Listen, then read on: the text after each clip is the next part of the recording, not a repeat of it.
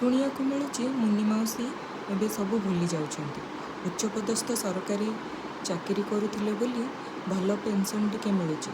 ଛୁଆମାନେ କଥା ବୁଝୁଛନ୍ତି। କିଛି ମାସ ଆଗରୁ ମୁନି ମାଉସୀ ନିଜ ପୁତୁରାମାନଙ୍କୁ କହୁଥିଲେ, କିରେ ତମ ସ୍ତ୍ରୀମାନଙ୍କ ବାପା ମା' ମାନେ କାହିଁକି ତମ ଘରେ ପଡ଼ି ରହୁଛନ୍ତି?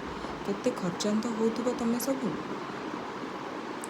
ସେ ଘରେ ଯେଉଁ ନିଜ ଝିଆରୀମାନେ ଆଉ ତାଙ୍କ ଜ୍ୱାଇଁମାନେ ଆସି ପଡ଼ି ରହୁଛନ୍ତି, ଆଉ ପୁତୁରା ବୋଉମାନେ ଖଟି ଖଟି ନୟାନ୍ତ, ସେଟା ତାଙ୍କୁ ଦେଖାଯାଉନି।